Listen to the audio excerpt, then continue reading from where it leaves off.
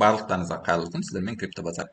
Бүгін видео енді бастап жүрген адамдарға, крипта қызығып жүрген адамдарда, криптаны қалай сатып алса, қалай сатса, бұл жерде не білу керек деген адамдарға арналады. Яғни мен криптаны басынан бастап кішкене түсіндіріп шығуға тырысатын боламын. Қалай сатып алады, қалай сатуға болады, фьючерстің торговля дегеніне, спотовый торговля дегеніне барлығын басынан аяқ нөлден түсіндіріп шығуға тырысатын боламын. Видео ұзақ болуы мүмкін. Әрине сіздер қызықтыратын болса, міндетті түрде басынан соңына дейін көріңіздер. Сол кезде сіздерде ой пайда болады, мысалы крипто осындай екен ғой деген сияқты. Сол үшін міндетті түрде көру керек деп ойлаймын мен.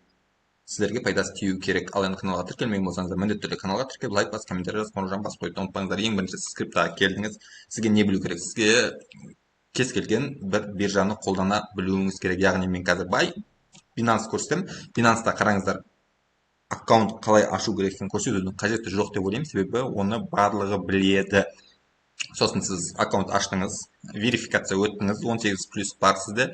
Одан кейін сіз қалай ақша бұл жерге толтырасыз. Бұл жерге P2P торговля деген бар. Осы жер арқылы толтырасыздар. Яғни бұл жерде купить и продать деп тұрады. Яғни бұл жерде кәдімгі біз секілді адамдардан сіз USDT сатып аласыз өзіңіздің Каспиіңізбен, немесе Жусан, кез келген банктен сатып алуға болады. Мысалы мен сатып алғым келеді, купить басамын. Бұл жерде бізде ордерлер шығады. Көргендеріңіздей бұл жерде Фортебанк, Халық, Каспи деген сияқты нәрселердің барлығы тұр. Керек емес, Жусан, осы жерден купить басамыз, сатып аламыз. Қатты қиын емес. Сатып алғаннан кейін бізге ақша пополнениеға түседі. Яғни қазір мен кіремін. Міне менде қазір аккаунт тұр. Бұл жерде қараңыздар, бізде пополнениеға түседі. Перевод басамыз. Міне пополнение. Осы пополнениеда болады біздің USDT-мыз. USDT тұрады. Мысалы, бұны біз спотқа лақтырамыз. Фиат, міне и спот деп тұр. Осыған тастаймыз. Неге? Себебі пополнениедағы аккаунттан біз ештеңе сатып алмаймыз. Біз спотпен сауда жасаймыз. Яғни спот деген ол не? Спот арқылы біз өзіміздің қалаған криптовалютамызды сатып аламыз. Яғни біз келдік, міне менде стартнет тұр. Мысалға мен $100 толтырдым. Мен $100-ға стартнет алғым келеді. Мен осы $100 просто количествоымда қанша стартнет алғым келеді жазамын. Былай қоямыз, сосын былай қоясыздар. 100% барлығына стартнет алғаныңыз келсе, сосын сатып аласыздар. Сатқыларыңыз келетін болса, дәл осылай просто продать басасыздар. Енді спот торговля деген осы, яғни біз кез келген монетамызды өзіміздің BTC осын поискқа жазамыз, қараймыз, сатып аламыз. Ешқандай қиындық жоқ. Енді қараңыздар, фьючерстің торговля. Фьючерстің торговля мен споттың не айырмашылығы бар?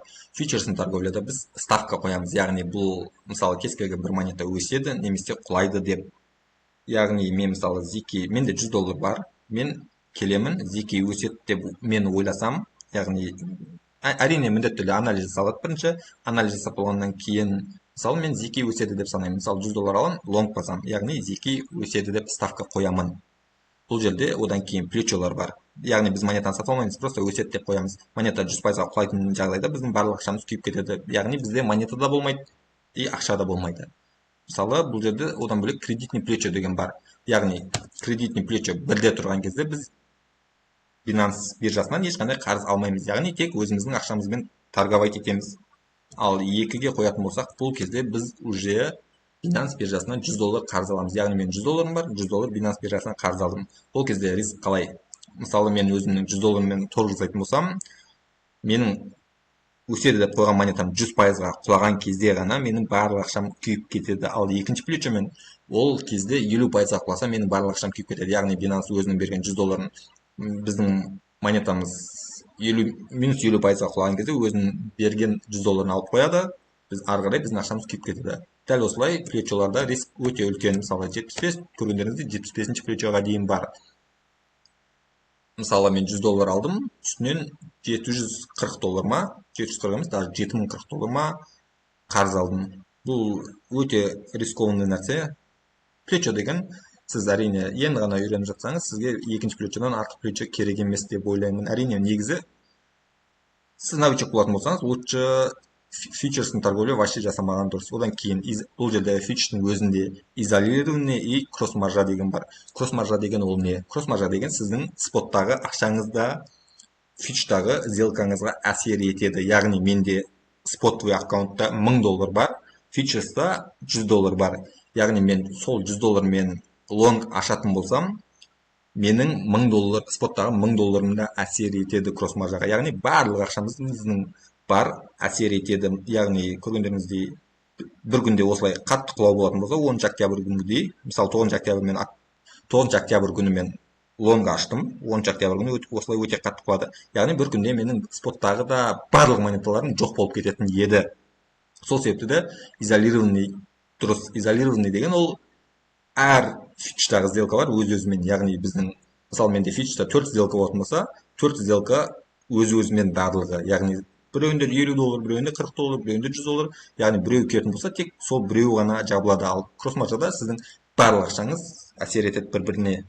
Табыс тапқан кезде де кросс маржамен сіз көп таба аласыз, былайша айтқан кезде. Менде көргендеріңіздей астерде тек қана бір ғана позиция тұр. $4 плюста қазір көргендеріңіздей үшінші плечумен. Бұл жерде көргендеріңіз кросс маржамен ашылған. Риск әрине бар, бірақ пайда да көбірек болады. Одан бөлек менде история ордер қарайтын болсақ, осы уақытқа дейін сделкалар ашылған. Мысалы, кеше Eagle жаптым, бекер жауыппын. Плюс $8 ма, плюс $10, $9-6. Өзінің комиссиясы бар. Міндетті түрде биржада комиссия болады. Сделка көп, ұзақ уақыт тұрған сайын оның комиссиясы да көбейе берді. Starknet тоже 8.59, тоже почти $10 жақын. Плюсқа менде в основном плюсқа жабылады. Неге? Себебі менде плечо екінші немесе үшінші плечо болады. Сол себепті де мен мысалы бір позицияны өте ұзақ уақыт ұстай аламын. Сол сияқты нәрселер. Бірақ әрине көп емес, көргендеріңізде $5-10 фьюч. Неге фьючпен мен негізі барлығын айтам, торговать етпеймін деп мен. Неге фьючпен торговать етемін? Мысалы спотта шынымен өте іш пысатын кездер болады. Рынок болғаннан кейін міндетті түрде бізде өте қиын кезеңдер болады. Мысалға апс алайық. Апс емес, апс тұра берсін. Қараңыздар. Мысалға мені 2025 жылдың мысалы ноябрь айынан бері қатты өзгеріс жоқ бағада. Былай қоямыз. Міне почти октябрьда бір қатты құлау болды, одан кейін осы жерлерден бастап ноябрьдің басынан бастап уже қатты өзгеріс жоқ. Негізінде апста кішкене өзгеріс бар секілді. Starknet қарасақ, негізі кез келген монеталарды қарасақ, 2 ай, 3 ай бойы қатты өзгеріс жоқ. Сол кездерде бізде қатты сенбейсің, мүмкін құлайтын сияқты көрінеді әлі де.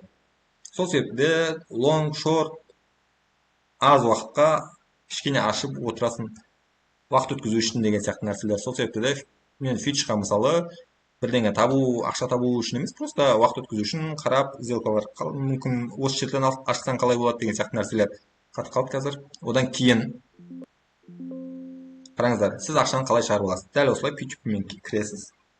P2P-ға кіресіз. И продать деп басасыз да, сатып жібересіз, болды. Әрине бұл жерде көргендеріңіздей сатып алатын адамдар бар. Сіз өзіміз сияқты адамдарға сатасыз. Риск бар ма P2P-да? Негіз бар, бірақ көп емес. Менде осы күнге дейін өте көп сделка сату алу болды. Бірақ осы уақытқа дейін менде қателеспесем ешқашан тұрып қалған ондай кездер болған емес. Мысалы қоятын болсақ, көргендеріңізде өте көп. Бірақ болмаған,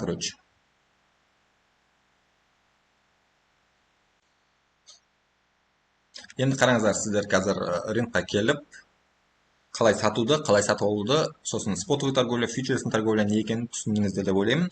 Ары қарай бізде психологический моменттер келесі видеода міндетті түрде көрсететін боламын. Яғни біз рынокта нені білуіміз керек, қай жерде мысалы сол монетаны сатып алған дұрыс, қай кезде сатып алған дұрыс. Сол нәрселердің барлығын келесі видеода айтып шығатын боламын. Әрине екінші часть, яғни міндетті түрде болады. Бұл бірінші часть болды. Қатты ұзақ видео, шынымен адамдарға қатты қызық емес, сол себепті менде қысқа келесі міндетті түрде келесі видеода екінші часть қылып жасаймын. Ой болған, әрине қазір барлығын айтамын деген, бірақ менің ойымша бұл өте ұзақ болып кетеді.